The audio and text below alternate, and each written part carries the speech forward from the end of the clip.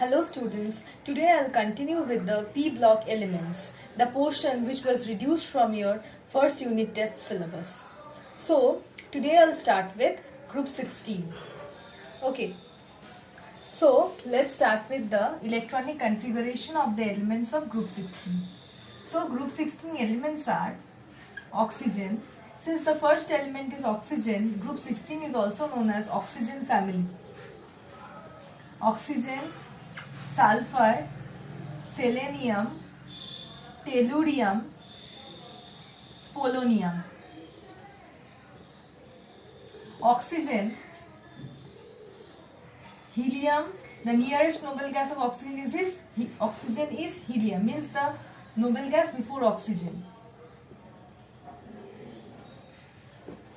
2s2, 2p4. For sulfur, neon, 3s2, 3p4. For selenium, argon, here we have 3d10, 4s2, 4p4. For tellurium, krypton, 4d10,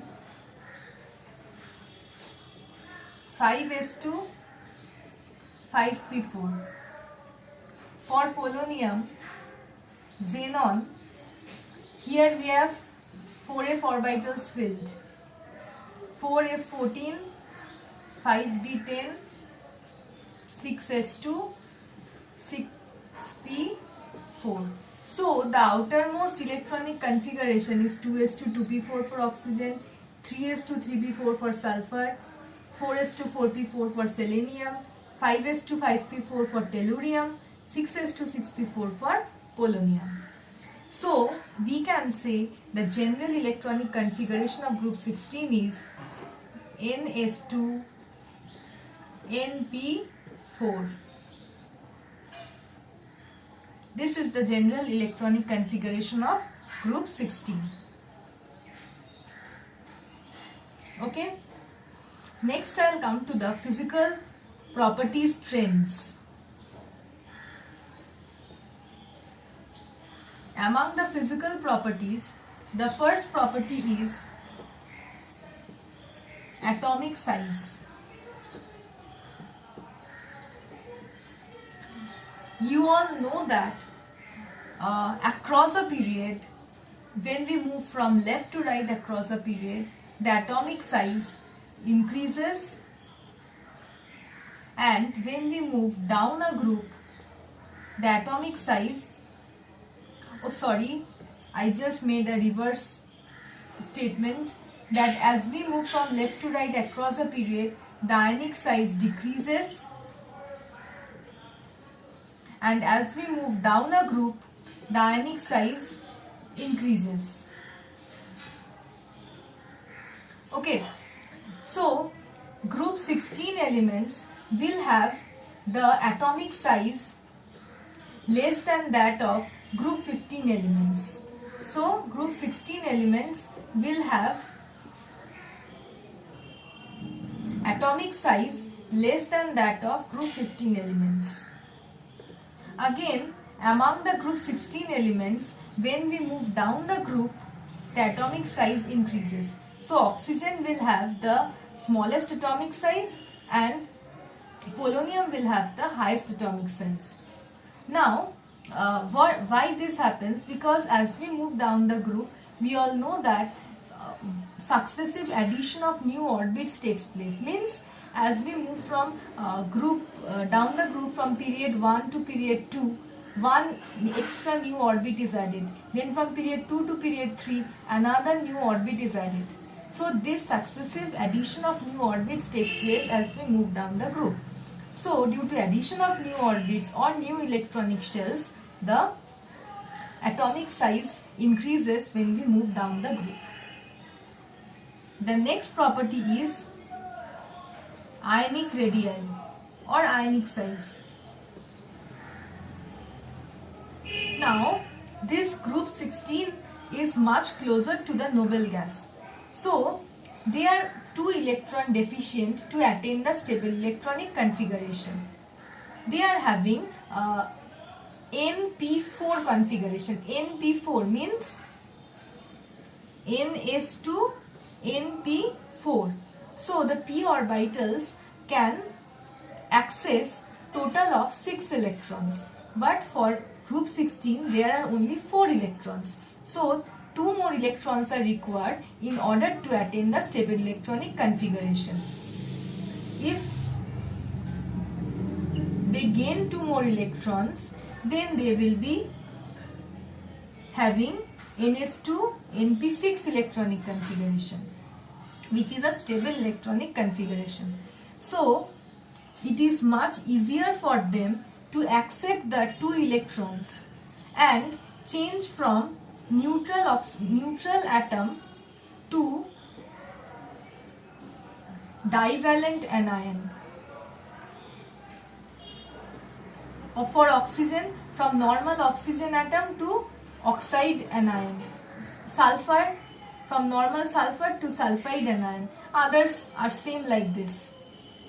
Okay, so if we denote the divalent anion of all the elements as M2 minus, then we can say that the ionic radii of this divalent anion is greater than the normal neutral atom.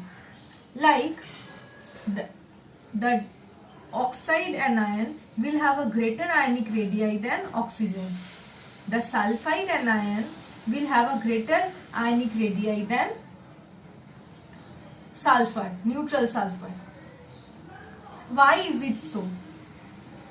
Okay, for this divalent anion, you can see that two extra electrons are added, but the nuclear charge which was there in the neutral atom remains unchanged. Even on addition of 2 electrons, the nuclear charge of the neutral atom won't change. Nuclear charge remains unchanged, and 2 more electrons are added to this anion. So the electron cloud of this divalent anion is less tightly held. As a result, the size of the ionic radii of the divalent anion is more than that of the neutral atom, or you can say the size of the divalent anion is greater than that of the corresponding neutral atom, because the electron cloud is less tightly held because of the same nuclear charge of the divalent anion and the neutral atom. Okay?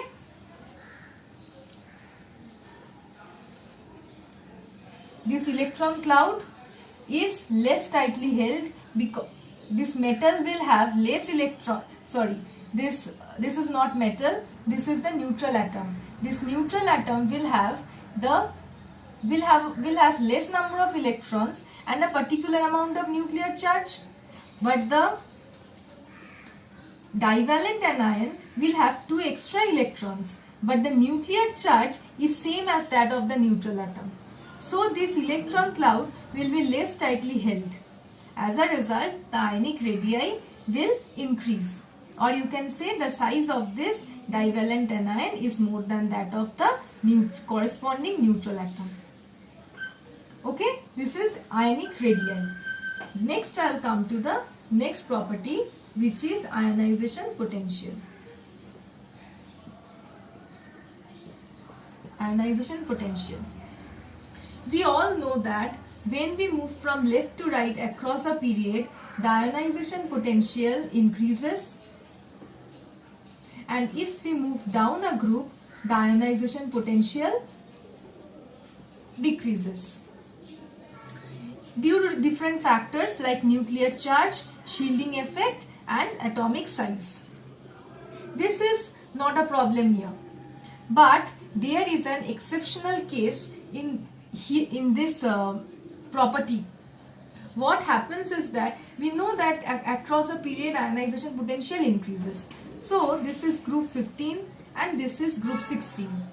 The ionization potential of group 16 should be more than that of group 15. because across the period ionization potential increases. But just the reverse occurs.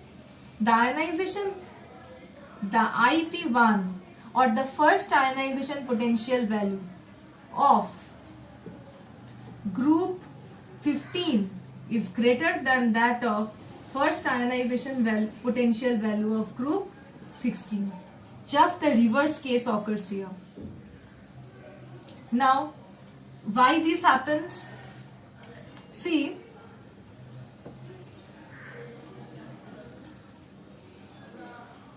group 15 has a configuration of outer electronic configuration of NS2 NP3.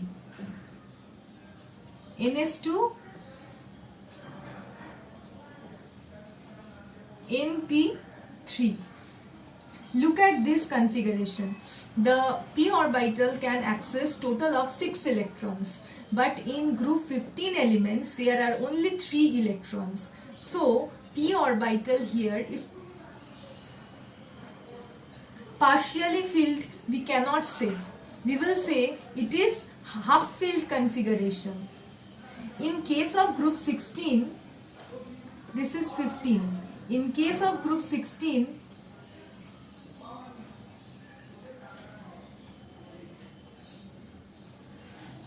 there are 4 electrons in the p orbitals. So here we can say that the p orbital is partially filled. But here we have to say the p orbital is half filled.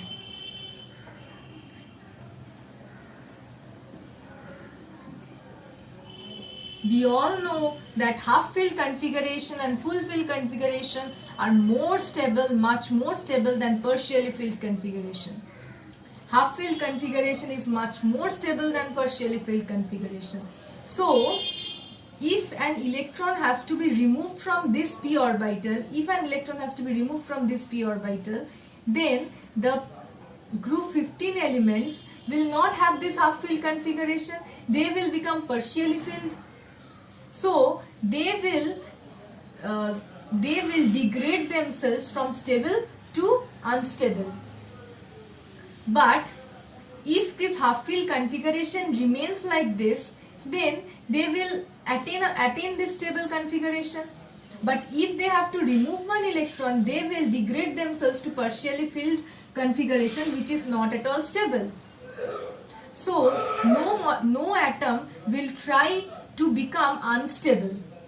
As a result, they won't remove one electron easily. That is, you can say they won't remove their first electron easily, this group 15 elements. So to remove the first electron from group 15 elements, a high amount of energy will be required. So the first ionization potential value is high. But once this electron is removed, group 15 elements will have partially filled configuration then, because only 2 electrons are there. In this stage, they can easily remove another electron. So the IP2 value is not high for group 15 elements. IP2 value is less. But the first IP value is high because they will not easily remove electron from the p orbital, and they will try to attain their stable half filled configuration. But for group 16, if one electron is removed from the p orbital, it will attain the half filled stable configuration. There are 4 electrons. If this electron is removed, then they will have only 3 electrons in the p orbitals. That is, they will have stable half filled configuration. So it is very easy for the group 16 elements to remove one electron. So the ionization potential value for the first ionization potential value for group 16 is less than that of group 15. This is an important part, very important part. Okay. Next I will come to electron gain enthalpy.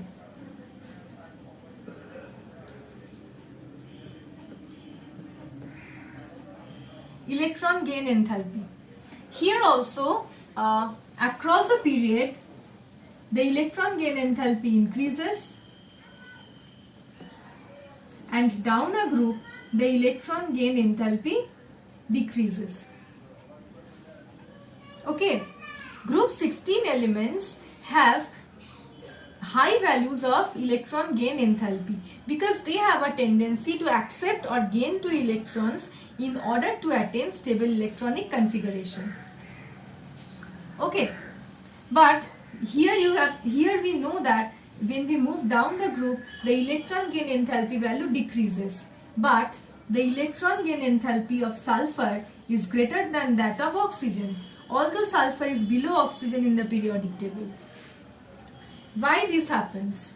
Oxygen has a small size, or you can say the size of oxygen is compact.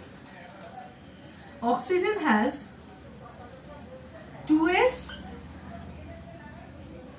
2p orbitals. Oxygen has 2s and 2p orbitals. Size is small. If 2 other electrons are added, then there will be inter-electronic repulsion among the existing electrons. But in case of sulfur,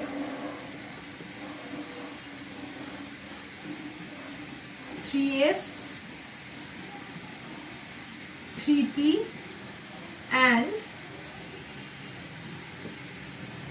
sulfur has vacant accessible, or you can say vacant energetically accessible d orbitals, and the size of sulfur is greater than that of oxygen. So if 2 electrons are added to sulfur, then there will be no inter-electronic repulsion like in oxygen. So sulfur can easily gain electrons than oxygen. So the electron gain enthalpy of sulfur is greater than that of oxygen. Means this is an exceptional case here. Okay, the next property is electronegativity.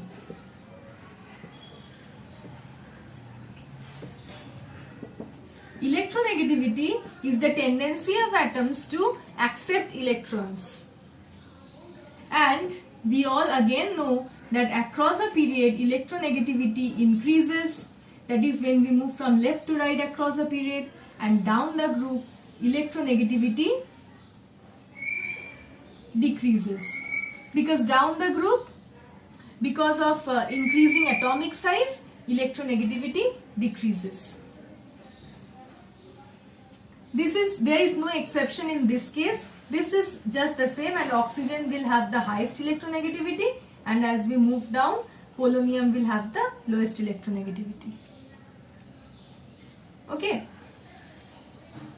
Next I will come to the most important physical property, which is the oxidation state.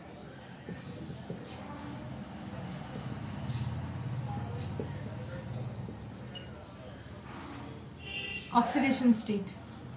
I will come to oxygen at first. Okay.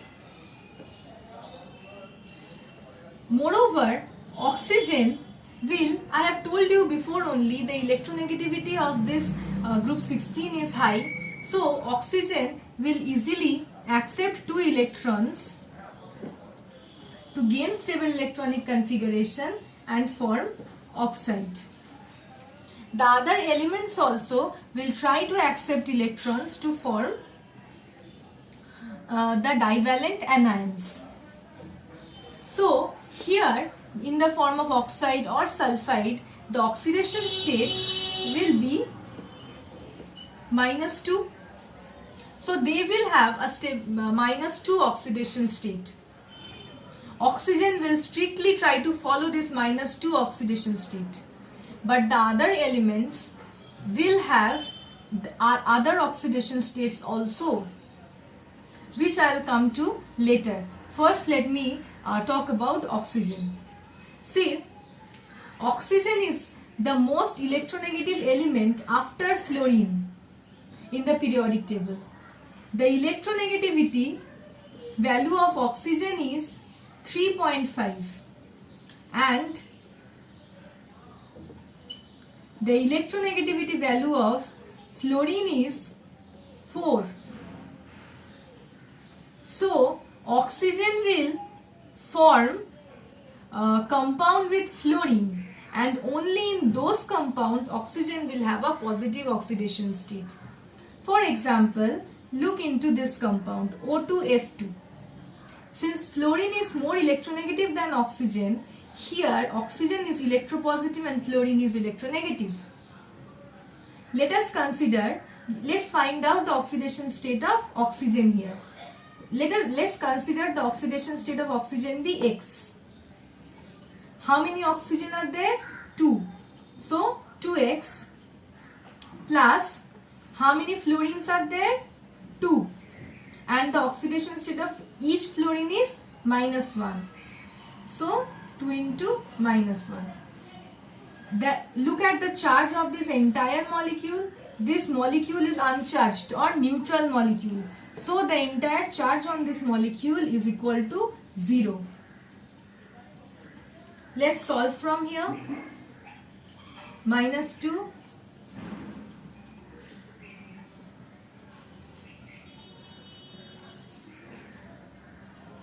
plus 1. Look at this. The oxidation state of oxygen here is +1. And let us see another molecule. Here also let's consider the oxidation state of oxygen be X. One oxygen atom is there. So X plus 2 into -1. Total charge is 0. X minus 2 is equal to 0. X is equal to +2. So the oxidation state of oxygen in this molecule is +2.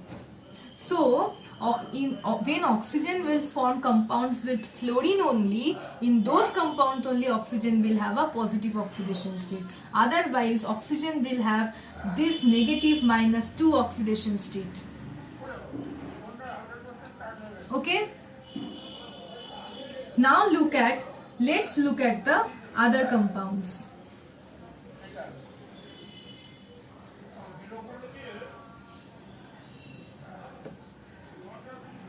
Look at the configuration of oxygen. 2s2, 2p4. See, oxygen does not have any d orbitals. Only 2s and 2p orbitals. No accessible d orbitals are there in oxygen. So, in oxygen, 2 electrons are unpaired. These 2 electrons will form 2 bonds. 2 unpaired electrons will form 2 bonds. As a result, oxygen is divalent only. Now let's look at sulfur. You can say sulfur or any other elements of oxygen family. I am considering sulfur. Sulfur has 3s, 3p and 3d orbitals. Vacant 3d orbitals. Look at sulfur. This is the ground state of sulfur. Here sulfur has two unpaired electrons. So sulfur can form 2 bonds. So sulfur can have a valency of 2. Now sulfur in first excited state.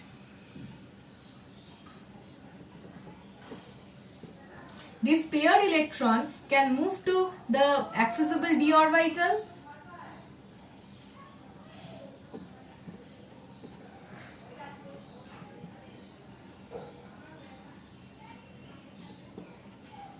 See? Now in the first excited state there are 4 electrons, 4 unpaired electrons. So here these 4 unpaired electrons can form, because of the presence of 4 unpaired electrons, sulfur can form 4 bonds with the other atoms. So the oxidation state of sulfur or valence, here you can say valency also, oxidation state also. The oxidation state of sulfur in the first excited state is 4. Now sulfur in second excited state. One of the electron from the 3s orbital